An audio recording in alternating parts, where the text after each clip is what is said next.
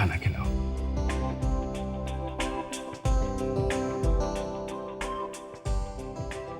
मगर एटलीस्ट सालू के सर को तो बुला लेते। कबाब में हड्डी, किसका नाम ले लिया आपने? क्या कहा आपने? नहीं मतलब सारू के साहब का टेस्ट अलग है।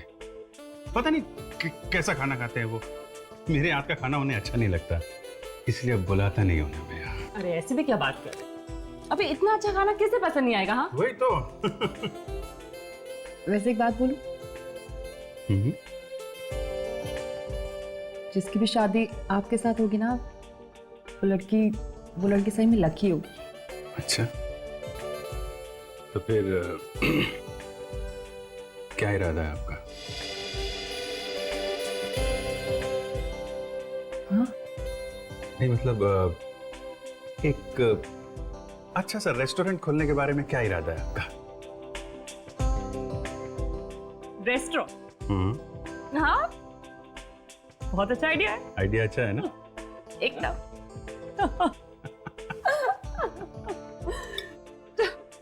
चलो मैं खाना हो गया, मैं प्लेट रख देती हूँ किचन में। नहीं रहने दो, सुबह भाई आएगी रख देगी। नहीं एटलीस्ट ये बचा हुआ खाना तो रख दूँ 10। नहीं आप मत रखिए, मैं रख देता हूँ। It's okay Abhijit, no formalities. लाइए। नहीं आप हमारी मेहमान हैं। आप नहीं, मुझे दीजिए, मैं रखता हूँ। अभिजीत, अरे नहीं, आप छोड़िए, मैं करता हूँ। अभिजीत नहीं आप छोड़िए। आप अभिजीत कम ऑन। छोड़िए आप। नहीं मतलब ये, अरे यही रख दो, बाहर रख दो। मैं रख दूंगा ना। अरे हाँ अरे बाबा। उसको मत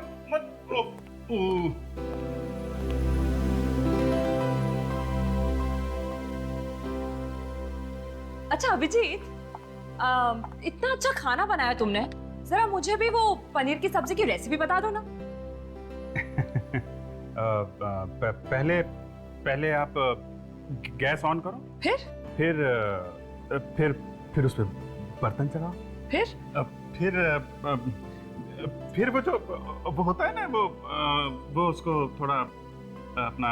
हाँ अच्छा वो ये क्या ये? हाँ ये तो होटल का डिब्बा है। वो वही मैं कह रहा था कि फिर आप फोन निकालो, होटल में फोन डायल करो, होटल से खाना मंगाओ, गैस में गरम करो और। Very smart. हाँ तो क्या है ना, अभी खाना बनाना आता नहीं है, शादी के बाद सीख जाऊंगा। अब हेलो, खून हो क्या? कहाँ पे?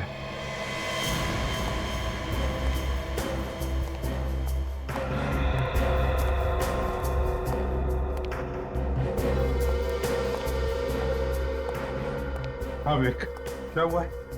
तो गोली वाली से।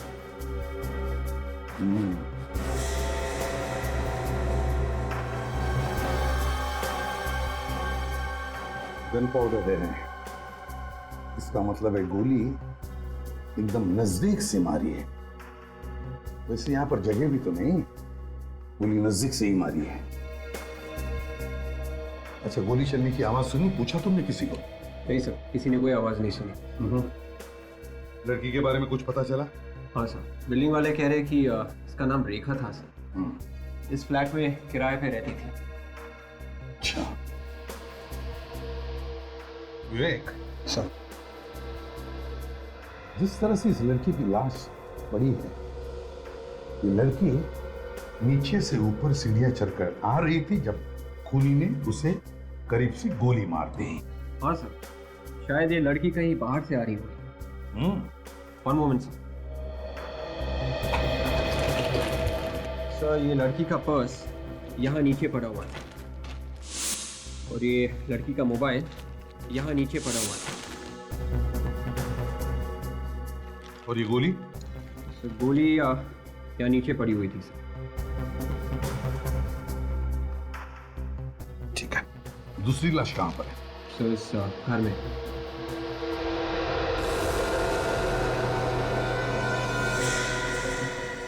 आकर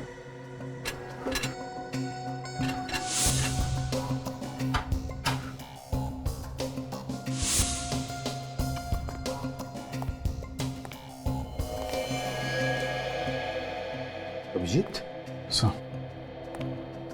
कुछ पता चला ये सब कैसे हुआ? सर मैंने पड़ोसियों से बात की है, किसी को भी खून के बारे में कुछ पता नहीं है। और ये औरत यहाँ पे अकेली रहती थी। अकेली? मतलब कोई नौकर चाकर कोई नहीं? नहीं सर, सुना है तो बेटे हैं इसके। तो उन बेटों को खबर कर दी? हाँ सर, फोन करवा दिया है। वैसे ये औरत इस पूरी बिल्डिंग की मालकिन थी सर। अच्छा, मतलब ये औरत रईस थी? कहीं लुटेरों ने पैसों के लिए तो खून नहीं किया इसका? सर जिस तरीके से ये सामान बिखरा पड़ा है, ये यहाँ पे डंडा पड़ा हुआ है सर, खून है। ऐसा लगता है कि लुटेरों का और इस औरत का काफी झगड़ा हुआ होगा। बाद में लुटेरों ने इसे गोली मार दी। हाँ, ये देखो। और फिर इस बेचारी औरत को मारने के बाद जैसे वो यहाँ से भागने लगे तो सामने सीढ़ियों पर से वो लड़की आ गई, बस उसे भी गोली मार दी। मगर एक बात अजीब है सर, यहाँ पे किसी ने भी गोली चलने की आवाज नहीं सुनी। हाँ वही तो। ये साइलेंसर तो नहीं लगा गन पर? सर लुटेरों ने गन पे साइलेंसर? ये लुटेरे लोग तो गन अपने बचाव के लिए रखते हैं सर, जहां जरूरत पड़ी अचानक फायर कर दिया। साइलेंसर लगा के लूटने आए हैं, ये बात जरा अजब नहीं हो रही है सर? और तो और यहाँ देखो, इस कमरे में बिल्कुल सब कुछ ठीक ठाक है, दरवाजा भी ठीक ठाक है। इसका एक ही मतलब है अभिजीत कि जिसने भी इस औरत को मारा है वो सिर्फ लूटने के इरादे से नहीं आया था, इस औरत को मारने के इरादे से ही आया था। लूटना तो हमें गुमराह करने के लिए। और फिर खूनी को देखा कैसे नहीं किसी ने? एक काम करते हैं अभिजीत, दोनों लाशों को फोरेंसिक लैब भेजते हैं, इस बिल्डिंग में रहने वालों से पूछताछ करते हैं। तुम सभी इसी बिल्डिंग में रहते हो ना? है? और इस बिल्डिंग में दो खून हुए और किसी को कुछ पता भी नहीं चला। सर किसी दूसरे के घर में क्या हो रहा है हमें कैसे पता सर? कम से कम गोली चलने की तो आवाज सुन लेते, या वो भी नहीं सुनी? नहीं सर, हमें गोली की आवाज सुनाई नहीं दी। और तुम वॉचमैन हो ना यहाँ के? है? तो फिर इस बिल्डिंग में कौन आता है कौन जाता है, इस पर नजर रखने का काम तुम्हारा है ना? नहीं सर, मुझे कुछ नहीं मालूम सर। ये बताओ कि बिल्डिंग की मालकिन कितने बजे आई थी? मालकिन 2 बजे के करीब बाजार से आई थी। हर बुधवार और शनिवार को बाजार जाती थी। तुम हरीश हो ना? तुमने रेखा की लाश देखी पहले? जी सर। कितने बजे देखी? 2:25 सर, जब मैं घर से निकला बाहर जाने के लिए तो रेखा की लाश सीढ़ियों पे पड़ी हुई थी सर। तुमने वहां से किसी को भागते हुए वगैरह देखा? नहीं सर। वैसे तुम रेखा के घर के ठीक बाजू वाला फ्लैट मेरा है सर। और गोली चलने की आवाज तुमने भी नहीं सुनी? नहीं सर। कहीं तुमने तो कुछ गड़बड़ नहीं किया? नहीं सर, ये क्या कह रहे हैं सर आप? मैंने तो जैसे ही लाश को देखा शोर मचा दिया था सर। तभी सब ये पड़ोसी लोग इकट्ठा हो गए थे सर वहाँ।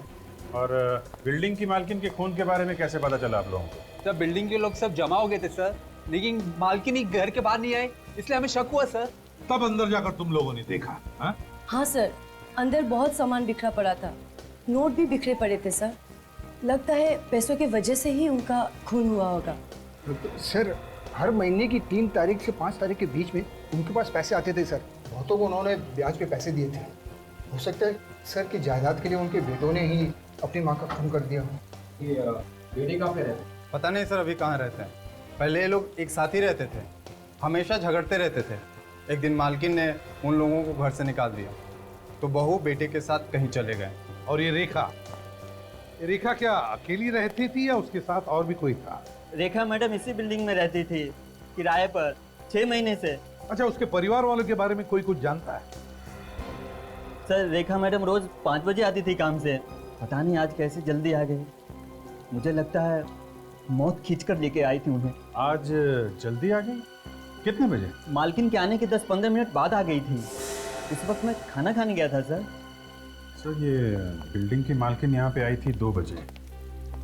बुढ़ी औरत सीढ़ियाँ वगैरह चढ़ के ऊपर गई होगी, ताला वाला खुला होगा, तो 4-5 मिनट तो चले गए होंगे। हाँ, फिर घर के अंदर जाकर सांस ली होगी, पानी पिया होगा और 5 मिनट गए होंगे। तो ऐसा लगता है कि बिल्डिंग की मालकिन 2:10 तक तो ठीक ठाक थी। और ये रेखा कि रेखा यहाँ पे आई थी 15 मिनट के बाद, मतलब 2:15 पे। और फिर हरीश कह रहा है कि उसने रेखा की लाश 2:25 पर देखी। इसका मतलब है अभिजीत की जो कुछ भी हुआ है, मतलब ये दोनों खून 2:10 से लेकर 2:25 के बीच में हुए हैं। इसका एक ही मतलब हो सकता है कि खूनी वहीं पर छुप के बैठा था, मालकिन के घर के अंदर, है ना? लेकिन अंदर घुसा कैसे होगा घर में? चाबी कहां से लाई होगी उसने? कहीं डुप्लीकेट चाबी का इस्तेमाल तो नहीं हुआ है? हो सकता है, बिल्कुल हो सकता है। विक, बिल्डिंग को अच्छी तरह से छान मारो, देखो कुछ मिलता है क्या। और इस एरिया में जितने भी चाबी वाले उन सबके पास जाओ, पता लगाओ क्या इस बिल्डिंग में से किसी ने भी डुप्लीकेट चाबी बनवाई है क्या। Yes sir.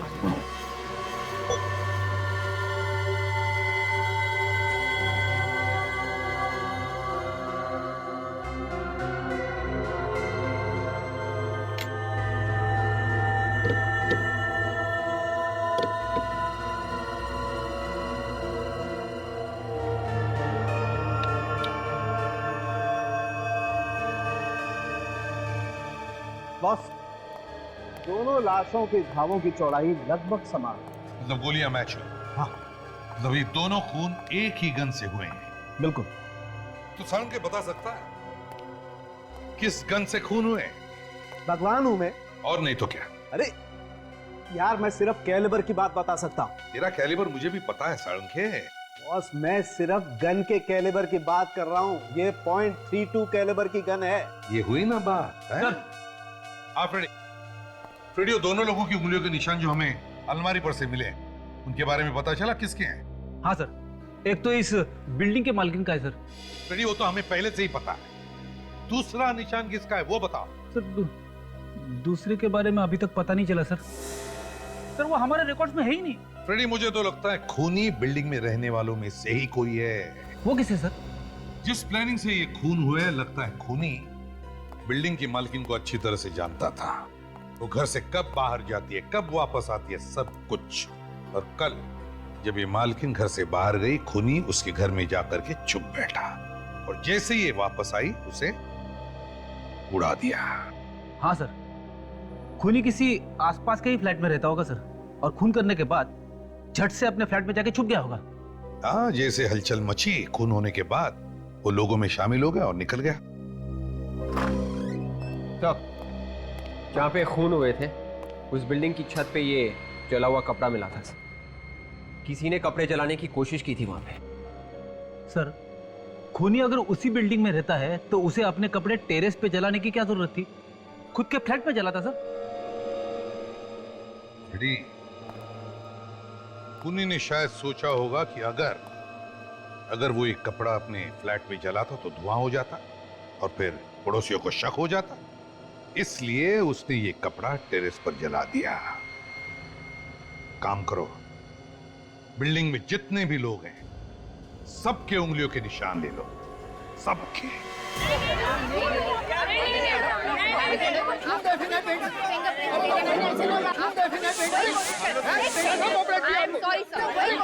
देखिए, आप प्लीज यार रुकिए, आपको लाइन में खड़े रहना पड़ेगा। नहीं सर, आई एम सॉरी। देखिए,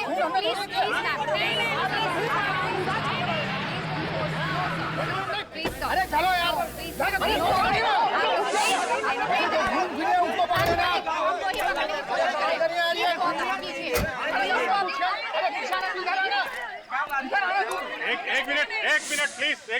एक मिनट शांत हो जाइए। तो ये लोग उंगलियों के निशान देने से मना कर रहे हैं। क्या बात है, आप लोग अपने फिंगरप्रिंट्स क्यों नहीं दे रहे? लेकिन जब हम लोगों ने खून किया ही नहीं है तो क्यों दे अपनी उंगलियों का निशान? आप लोग बेवजह क्यों परेशान कर रहे हैं हमें? हम लोग आपको परेशान कर रहे हैं? हाँ। हम जो कुछ भी कर रहे हैं आप लोगों के लिए कर रहे हैं, आपकी हिफाजत के लिए कर रहे हैं। हम सिर्फ ये चाहते हैं कि गुनहगार को सजा मिले, कोई बेगुनाह ना फंस जाए बीच में। और अगर आप लोगों ने कुछ किया नहीं है तो क्यों परेशान है आप लोग? क्यों डर रहे हैं? आप हम पे इल्जाम लगा रहे हैं, सीआईडी पे इल्जाम लगा रहे हैं। अरे सीआईडी कोई जादूगर थोड़ी ना है, चुटकी बजाय और खूनी सामने आ गया। केस सॉल्व करने के लिए हमें आपकी मदद चाहिए। दिन रात अपनी जान की बाजी लगा के आप लोगों के लिए काम करते हैं हम लोग। सुबह जब घर से निकलते हैं तो मालूम नहीं रहता है शाम को वापस घर आएंगे कि नहीं। और आपको परेशानी हो रही है। ठीक है, मत दीजिए फिंगरप्रिंट्स, नहीं चाहिए, नहीं चाहिए। लेकिन याद रखना, कल आपके साथ ऐसा होता है, आपके घर में कोई खून होता है और दूसरा कोई आपकी मदद के लिए सामने नहीं आता है, तो आप लोग हमारे पास मत आना। चलो काजल। सर, मैं तैयार हूँ। मैं तैयार हूँ सर।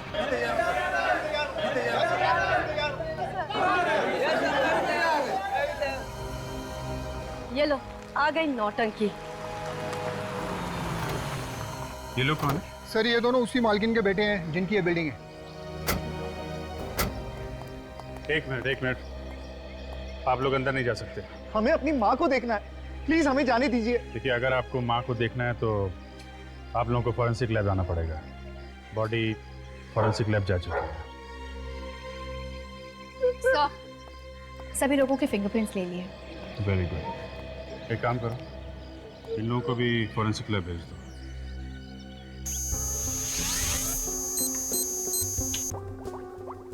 अबे क्या हुआ, परेशान क्यों दिख रहा है? अरे यार, परेशान नहीं हो तो क्या करूं, कुछ समझ में ही नहीं आ रहा। हथियार डाल लिया, हार मान ली। ये किसने कहा हार मान लिया, हथियार डाल दिए?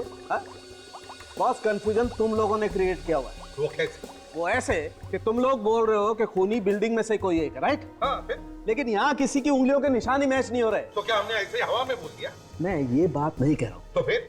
नहीं कह रहा हूँ, हो सकता है तुमसे कोई गलती हो गई हो यार। कैसी गलती? अब ये मैं क्या बताऊँ कैसी गलती यार, ये तो तुम ढूंढो ना। मेरे जो सामने आया वो मैंने बता दिया कि कोई फिंगरप्रिंट मैच नहीं हो रहा है, दैट्स इट। तो ठीक है, ढूंढ लेंगे हम। हाँ, ढूंढो ना। और क्या? हाँ। आइए, प्लीज आप सब यहीं पे रुकिए। सर, मालकिन के बेटे अपनी माँ को आखिरी बार देखना चाहते हैं। तारिका, दिखाओ जरा।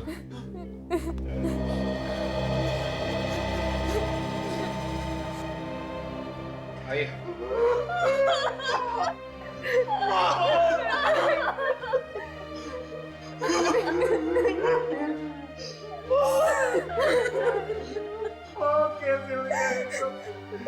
जिसने हमारी माँ का खून किया, मैं छोड़ूंगा नहीं उसको।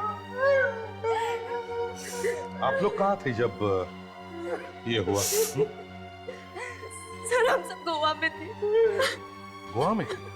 क्यों, किस लिए गए थे गोवा? छुट्टियां मनाने गए थे। सच बोल रहे हो? सर, हम सच बोल रहे हैं, हम झूठ क्यों बोलेंगे? हमें जैसे ही पता चला हम फौरन वापस आ गए। सर, आप रेडी? एक मिनट सर।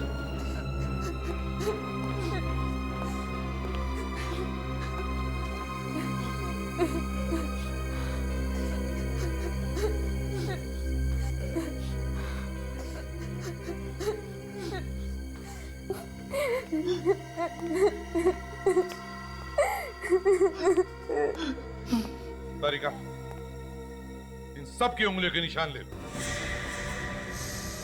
हमारे लोग निशान पर क्यों सर? झगड़ा करके अलग अलग रह रहे थे ना तुम अपनी माँ से। हो सकता है माँ का खून तुम दोनों बेटों ने किया।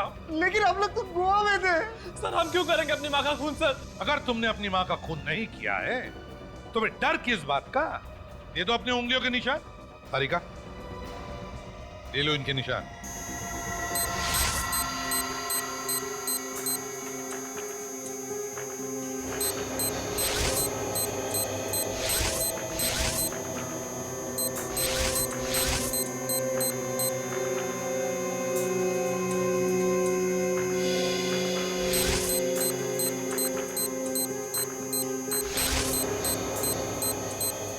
प्लीज।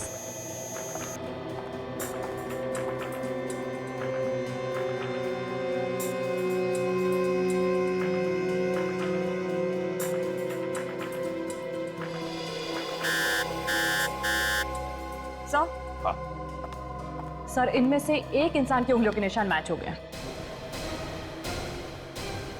किसके? इसका सर। मेरी उंगलियों के निशान कैसे हो सकते हैं? क्यों नहीं हो सकते? तुम्हारी उंगलियों के निशान है, समझे? बताओ, क्यों किया खून तुमने? मैं अपनी माँ का खून क्यों करूंगा? क्योंकि ये तुम्हारी सौतेली माँ थी। सौतेली माँ।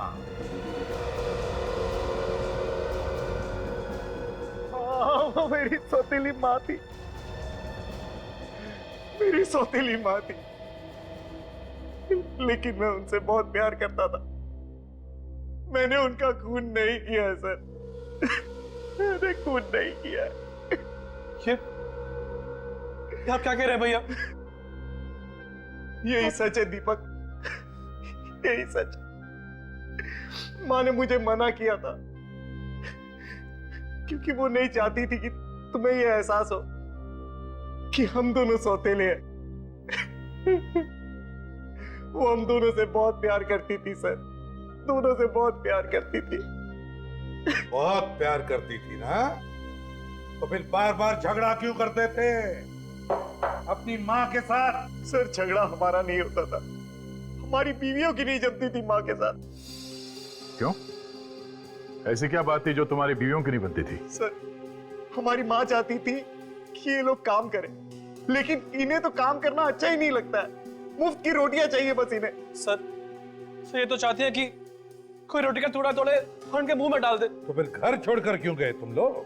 सर माँ ने ही कहा था सर कि अगर हम अलग अलग रहेंगे तो बीवी अपनी जिम्मेदारियां समझेंगी। मैंने तो माँ से मना भी किया था कि हम लोग घर छोड़कर नहीं जाएंगे, लेकिन उन्होंने मना कर दिया। वो हमारा भला चाहती थी। भलाई का बदला तुमने दे दिया खून करके, है ना? सर मैंने खून नहीं किया है। बार बार झूठ बोलने से सच साबित नहीं होता, समझे? सबूत झूठ नहीं बोलते। तुम्हारी उंगलियों के निशान मिले हैं तुम्हारी माँ की अलमारी पर। कैसे आए वो निशान? हैं? बोल। सर 3 दिन पहले माँ ने मुझे घर पर बुलाया था। उन्हें पता चल गया था कि मुझे कुछ पैसों की जरूरत है। फिर वो मुझे 3 लाख देने के लिए तैयार थी, लेकिन मुझे 4.5 लाख रुपए चाहिए थे। लेकिन बाकी के पैसे मांगने में मुझे शर्म आ रही थी।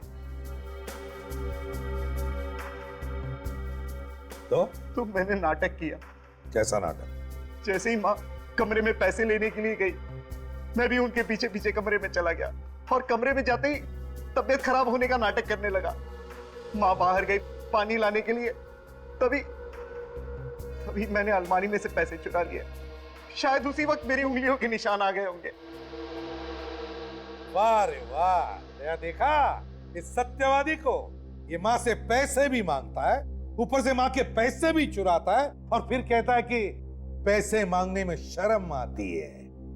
तो फिर सत्यवादी जी बताइए, फिर क्या किया तुमने? सर अगले ही दिन हम लोग गोवा चले गए। उसके बाद क्या हुआ हमें पता नहीं। ये हमें मालूम है क्या हुआ। ये कल 3-4 घंटे तुम गोवा में नहीं थे तुम गोवा में, बल्कि यहां थे मुंबई में। फ्लाइट से आए थे तुम, अपनी माँ का खून किया और वापस चले गए गोवा। नहीं सर, मैं गोवा से मुंबई आया था, लेकिन मेरे पार्टनर के कहने पर उसे मुझसे कुछ इंपॉर्टेंट पेपर्स पर साइन कराने थे। यही सच्चाई है सर। आप चाहे तो मेरे पार्टनर को फोन करके पूछ सकते हैं। फिर भी आपको लगता है कि मैंने खून किया है तो मुझे फांसी पर चढ़ा दीजिए, लेकिन मैं अपनी माँ का कातिल नहीं हूं सर। मैंने अपनी माँ को नहीं मारा है।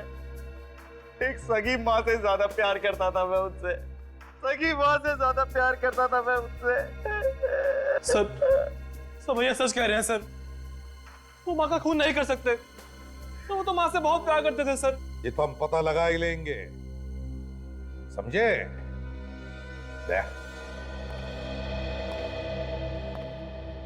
पता नहीं क्यों ऐसे लग रहा है कि कुछ छूट रहा है हमारे हाथों से। इस केस में कुछ तो छूट रहा है। फिर से शुरू से देखना पड़ेगा। तब तक इसे कस्टडी में रखो।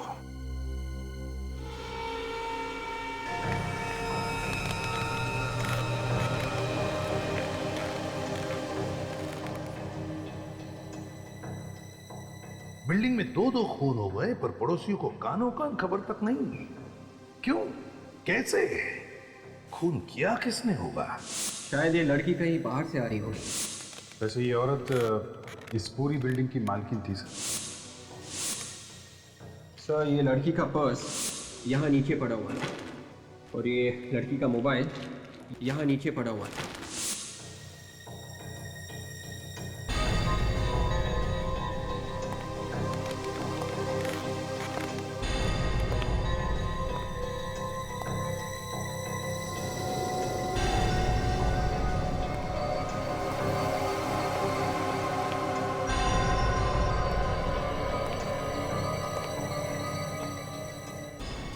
ये बताओ कि बिल्डिंग की मालकिन कितने बजे आई थी?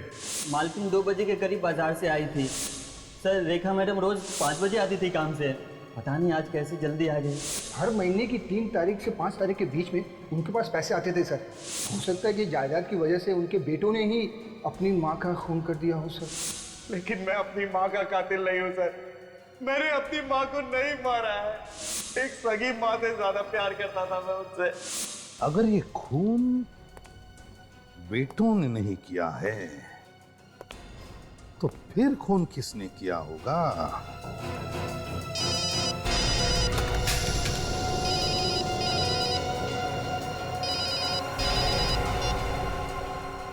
हाँ अभिजीत,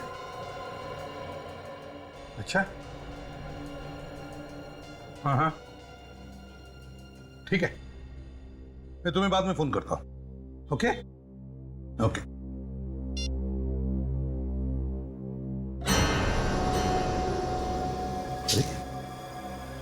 फोन नीचे गिर के भी टूटा क्यों नहीं?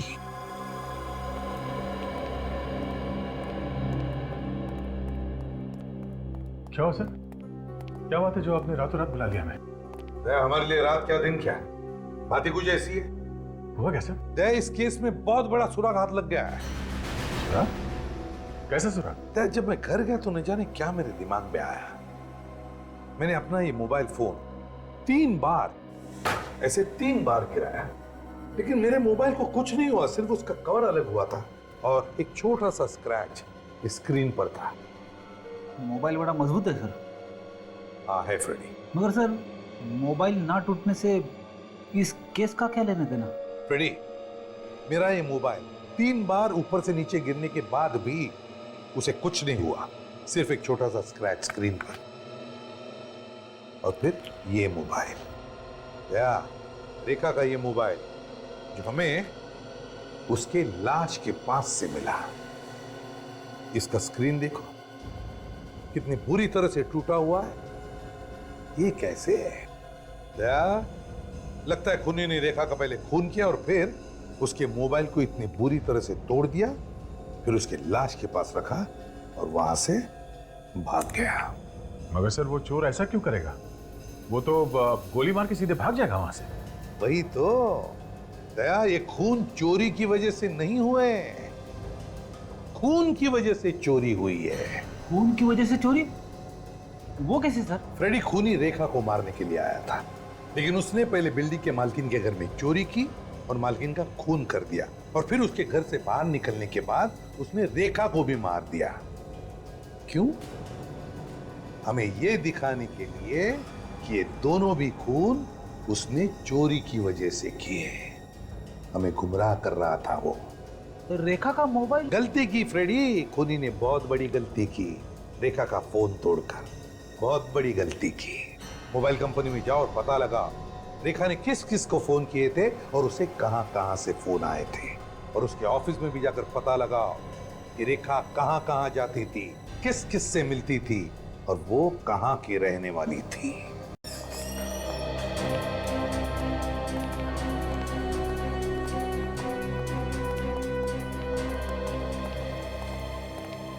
यस, कौन है आप लोग? सीआईडी। सीआईडी? जी हाँ। और आप कौन? जी मैं यहाँ का मैनेजर हूँ। क्या बात होगी सर, क्या हुआ? आपके यहाँ जो रेखा नाम की लड़की काम करती थी जी, अब वो इस दुनिया में नहीं रही, उसका किसी ने खून कर दिया। क्या? रेखा का खून हो गया? किसने किया रेखा का खून? अब खूनी को ढूंढ रहे हैं, इसलिए यहाँ पे आए। रेखा बहुत ही अच्छी लड़की थी ऑफिसर, बहुत ही मेहनती थी, सभी के साथ घुल मिल कर रहती थी। कब से काम करती थी वो यहाँ पे? 6 महीने हो गए थे। यहाँ पे उसका किसी से कोई लड़ाई झगड़ा था? सर जिस लड़के ने आज तक किसी से ऊंची आवाज में बात तक नहीं की, उसका भला किसी से लड़ाई झगड़ा कैसे हो सकता है सर? अच्छा ये बताइए कि उसे काम पे किसने लगाया था यहाँ पे? मेरा मतलब है वो किसी का रेफरेंस लेके आई थी? नहीं सर, अपने आप आई थी, हमारा विज्ञापन देखकर। अच्छा, रेखा के बारे में आप और कुछ भी बता सकते हैं क्या? उसका बायोडाटा है हमारे पास, उसमें सभी जानकारियां हैं। मंगाइए बायोडाटा।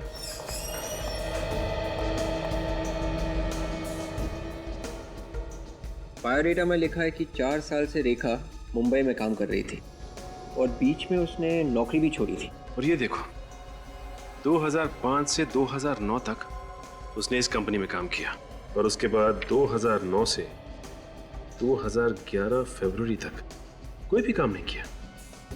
आपने उससे पूछा नहीं कि इन 2 सालों में उसने क्या किया? पूछा था सर। 2009 में एप्टीट्यूड कंपनी का जॉब छोड़ने के बाद वो अपने गांव चले गई थी।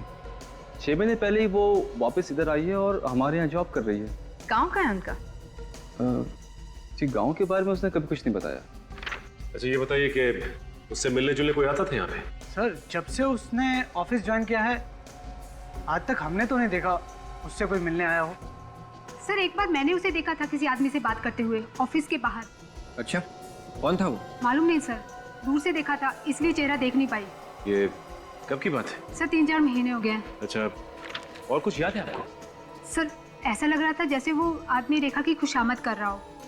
उसके बाद उसको मैंने कभी नहीं देखा। एक बार मैंने रेखा से पूछा था लेकिन उसने इसके बारे में मुझे कभी कुछ नहीं बताया। कौन हो सकता है ये आदमी? 2 और 2:25 के बीच में रेखा और उस बिल्डिंग की मालकिन का खून हो गया। हाँ सर। और फिर 2 बजे 2:15 पर और 2:20 पे एक ही नंबर से रेखा को 3 बार फोन आए। हाँ सर, और मरने से 1 दिन पहले इसी नंबर से किसी ने फोन किया था सर, रात को करीब 11:45 को। पूरे 2 मिनट तक बात की थी। रात को? हाँ सर। जब रात को कोई फोन करता है और इतनी देर तक बात करता है, इसका मतलब है कि वो आदमी कोई जान पहचान वाला ही आदमी हो सकता है। और सर, मरने से पहले ये जो 3 फोन कॉल्स आए थे, हाँ, उसमें पहला कॉल 40 सेकंड, दूसरा 37 सेकंड और तीसरे कॉल में 25 सेकंड तक बात की थी फोन करने वाले ने सर। तो कहीं ऐसा तो नहीं कि ये जो भी कोई है ये पता लगाने की कोशिश कर रहा था कि उस वक्त रेखा कहां तक पहुंची है? हाँ सर, लगता तो कुछ ऐसे ही है ना? एक काम कर दो, इस नंबर पे फोन करके देखो, पता तो चले ये किसका नंबर है। सर, मैंने इस नंबर पे फोन किया मगर फोन बंद है सर। अच्छा,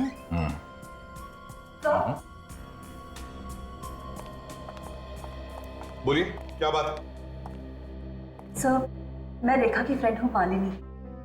मैं उसके घर गई थी तो बिल्डिंग वालों ने बताया कि उसका खून हो गया है और सीआईडी जांच कर रही है केस की। सही बताया उन्होंने। सर, कुछ पता चला खूनी के बारे में? नहीं, अब तक तो कुछ पता नहीं चला। वैसे आप रेखा को कब से जानती थी? सर, 6 साल पहले हम दोनों साथ में काम करते थे एप्टीट्यूड कंपनी में, मगर 2 साल पहले वो कहीं अचानक गायब हो गई थी। गायब हो गई? कैसे? पता नहीं सर, बिना बताए ना जाने कहाँ चली गई। तो तुमने पता लगाने की कोशिश नहीं की?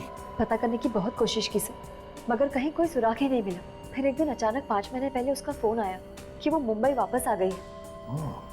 तो तुम उससे मिली? हाँ सर, 4-5 बार मिली और कल रात को मैं मिलने वाली थी। हाँ, बेचारी का उससे पहले ही खून हो गया। मैंने कई बार उसका फोन भी ट्राई किया मगर उसका फोन स्विच ऑफ आ रहा था सर। हम लोग फिल्म देखने जाने वाले थे मगर उसका कोई फोन ही नहीं आया। वैसे तुम्हारी दोस्त रेखा का किसी से प्यार व्यार का चक्कर था क्या? इसके बारे में तो कभी कुछ बताया नहीं उसने।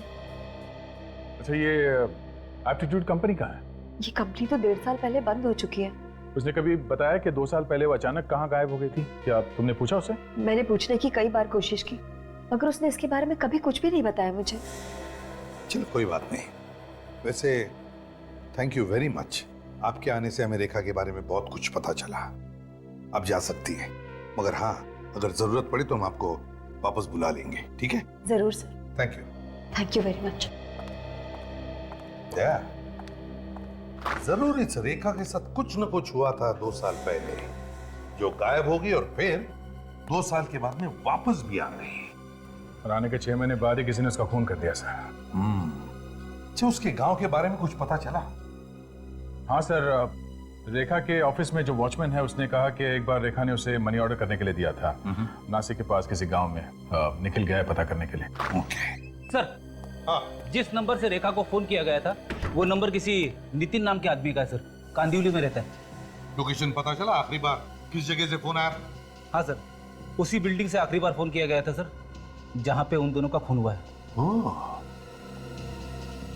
उसी बिल्डिंग से फोन आया था। तो बस उठाओ इस नितिन को।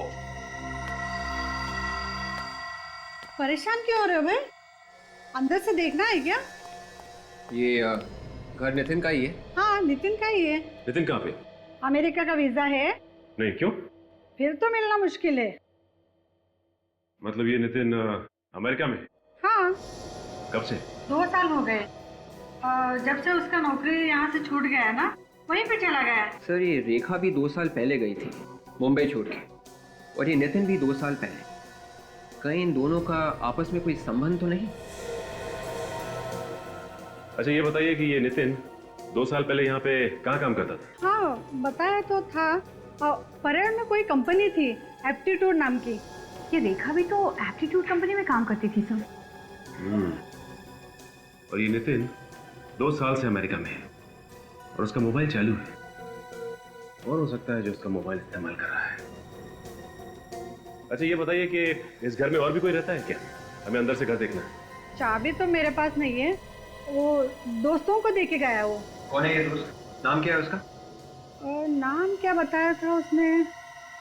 हाँ, रजत है नाम उसका। सर अभी तक सिर्फ एक ही नाम सामने आया है जिस पे शक किया जा सके, और वो है रजत, क्योंकि नितिन के घर की चाबी उसी के पास रहती थी और वही नितिन के नाम से मोबाइल कनेक्शन भी ले सकता था। रजत रहता कहाँ है वो ढूंढना पड़ेगा। सर, हाँ निखिल, क्या पता चला रेखा के बारे में? सर रेखा नासिक के पास बराली गांव में रहती थी सर। अच्छा, और गांव से कुछ पता चला उसके बारे में? हाँ सर, वो शादीशुदा थी और अपनी माँ के साथ रहती थी गांव में। क्या रेखा शादीशुदा थी? हाँ सर, उसका 1.25 साल का बेटा भी है। बेटा भी है? ओह, इसका मतलब है यहाँ से काम छोड़ने के बाद वो मुंबई से गांव चली गई और वहाँ पे उसने शादी कर ली। नहीं सर, उसकी शादी यहीं पे हुई थी मुंबई में। उसके पति ने उसको धोखा दे दिया था, इसलिए 2 साल पहले वो मुंबई छोड़ के नासिक चली गई थी। क्या कैसे धोखा किया? सर वो पहले से शादीशुदा था। अच्छा, इस रेखा के पति का नाम क्या है? सर रजत। रजत? नितिन के दोस्त का नाम भी रजत है। कहीं नितिन का दोस्त और रेखा का पति रजत एक ही आदमी तो नहीं? हो सकता है सर। इस रजत को अभी तक तो पता चल ही गया होगा कि रेखा की मौत हो गई है, तो अभी तक वो सामने आया क्यों नहीं? सर उसी ने खून किया होगा रेखा का, फिर सामने कैसे आएगा? अच्छा, रेखा के गांव से पता चला ये रजत मुंबई में कहाँ रहता है? 2 साल पहले बोरीवली की आईसी कॉलोनी में रहता था वो। IC colony? चलो चल के देखते हैं कि रजत अभी भी वहीं पे रहता है या नहीं।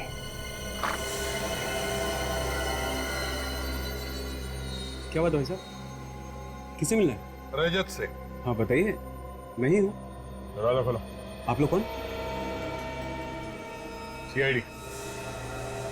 सीआईडी? हाँ सीआईडी। रेखा को जानते हो? और रेखा? हाँ रेखा जानते हो? अभी सब ड्रामा देखने का टाइम नहीं है हमारे पास। जानता है या नहीं? हाँ हाँ, वो जानता हूँ सर। उसका खून करके यहाँ पे आके छुप के बैठा तू? सर खून? हाँ। क्या सोच क्या रहा था? सर भी आप लोगों ने नहीं तो बताया सर कि उसका खून हो गया। परसों दोपहर को 2 और 3 बजे के बीच में कहाँ थे तुम? मैं पूना में था सर। सबूत क्या है तुम्हारे पास? सबूत सर, होटल रॉक सर। आप चाहिए तो फोन करके पूछ लीजिए, मैं रूम नंबर 203 में ठहरा हुआ था सर। विवेक पता लगाओ ये सच बोल रहा है या झूठ। Yes sir. रेखा से मिले थे ना तुम? हाँ सर, 2 बार मिला था सर, वो भी सर 3 महीने पहले मिला था। कहाँ पर? सर रेखा मुंबई में नहीं थी। अचानक 3 महीने पहले मैंने उसको उसके ऑफिस के बाहर देखा, तब मुझे पता चला कि रेखा मुंबई में है। सर मैंने उससे बात करने की कोशिश की, लेकिन उसने मेरे से बात नहीं किया सर। क्यों? बात क्यों नहीं की उसने तुमसे? मेरे से थोड़ी गलती हो गई थी। गलती? कैसी गलती? सर मैं और रेखा एक ही ऑफिस में काम करते थे और मैं सर उससे प्यार कर बैठा। तो इसमें गलती क्या? मैं सर पहले से ही शादीशुदा था। और रेखा को ये पता नहीं था कि तुम्हारी पहली शादी हुई थी? नहीं सर, फिर रेखा भी मेरे से प्यार करने लगी, फिर हम दोनों ने चुपके से दूसरी शादी कर ली, और फिर सर जैसे उसको पता चला वो मेरे से नाराज हो गई और छोड़ के चली गई सर। और अब जब तुम्हें मिली तो तुम्हें डर लगा कि कहीं ये तुम्हें पकड़वा ना दे, हाँ? इसीलिए उसका खून कर दिया? नहीं नहीं नहीं सर, मैं तो सर पिछले 3 महीने से उससे मिला नहीं सर। नितिन कौन है? नितिन? नितिन हाँ दोस्त है मेरा, हम दोनों एक ही ऑफिस में काम करते हैं। आजकल वो अमेरिका में है सर। तुम्हारे और रेखा के रिश्ते के बारे में ये नितिन जानता है? हाँ सर। ये मोबाइल नंबर 0190732802 जानते हो? नहीं सर। किसी ने नितिन के घर के एड्रेस प्रूफ पे ये नंबर लिया है। नहीं नहीं सर, ये कैसे हो सकता है? सर नितिन के घर के सारे पेपर्स मेरे पास हैं, और उसके एड्रेस पे ये नंबर कैसे निकाल सकता है सर कोई? वो तो हम पता लगा ही लेंगे कि इस एड्रेस पे किसी ने ये नंबर कैसे लिया। सर ये सच कह रहा है, ये पूना में ही था। इस वक्त तुम्हारी पहली बीवी कहाँ है? सर पता नहीं सर। मालूम नहीं? उसकी फोटो है तुम्हारे पास अभी भी? हाँ सर। लाइए दिखाइए।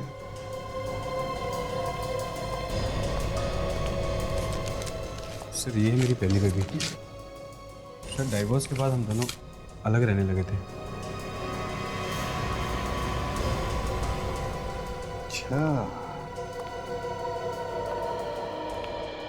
तो ये चक्कर है।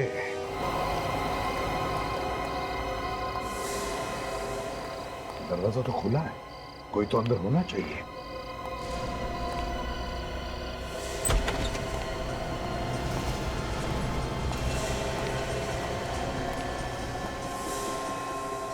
देख विवेक, तुम दोनों इस तरफ जाओ, काजल इस तरफ जाओ।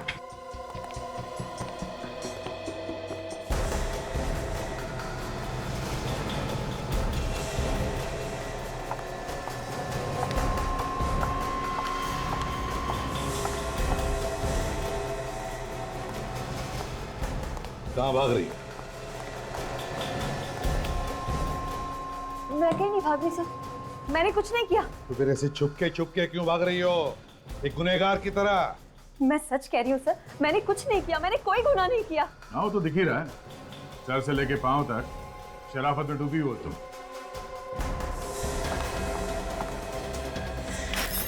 रुक जाओ, कोई मेरे पास नहीं आएगा, दूर खड़ा रहो मुझसे। अगर कोई मेरे पास आया ना तो मैं अपने आप को जान से मार डालूंगी। नहीं मान ली, पागलपन छोड़ दो, हमारी बात मानो और अपने आप को हवाले कर दो हमारे। अगर कोई मेरे पास आया तो मैं सच में मार डालूंगी अपने आप को। छोड़ो मुझे। तुमने मारा ना रेखा को?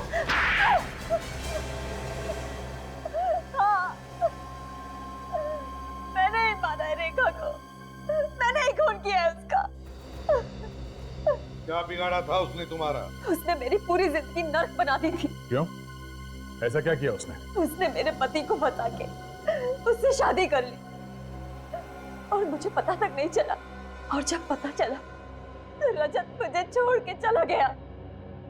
मैंने तो उसी दिन कसम खा ली थी कि मैं रेखा से बदला लेके रहूंगी। तुम रेखा को पहले से ही जानती थी? नहीं, मैंने उसकी फोटो देखी थी रजत के पर्स में। फिर तुम्हें ये कैसे पता चला कि रेखा मुंबई में?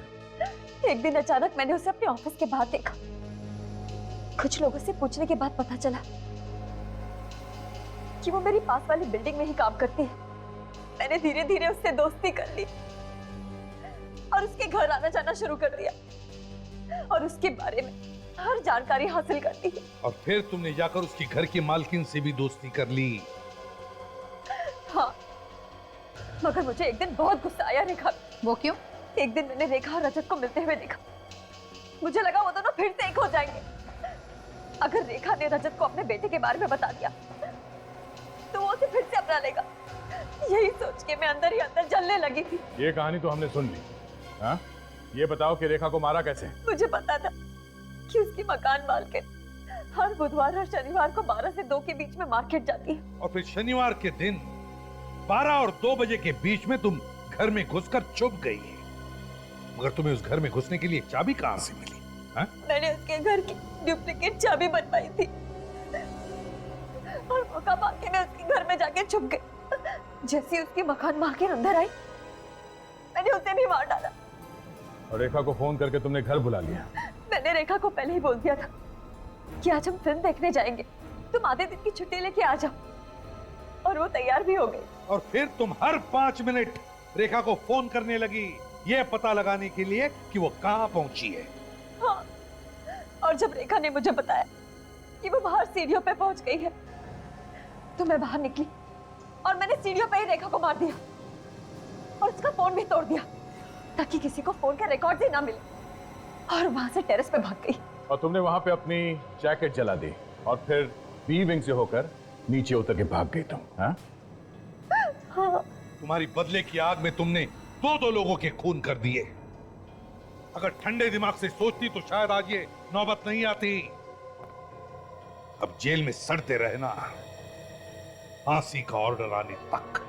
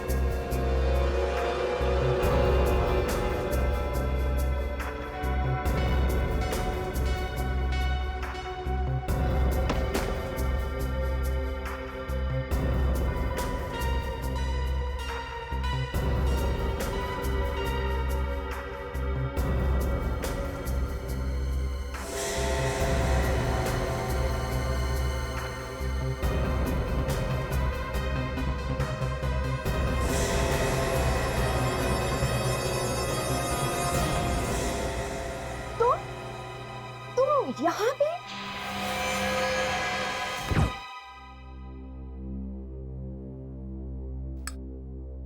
वाह अभिजीत, कितना अच्छा खाना बनाया आपने। मजा आ गया, एकदम tasty. Thank you very much. वैसे आपने एसीपी सर और दया सर को क्यों नहीं बुलाया? हाँ, अरे उन्हें क्यों बात, वो लोग कितनी बार आ चुके हैं यहाँ पे, मेरे हाथ का खाना खा चुके हैं। दया तो पूरा खाना खा जाता है, मेरे लिए नहीं बचता है। बहुत अच्छा बनाता हूँ ना मैं खाना, इसलिए सोचा कि इस बार सिर्फ आपको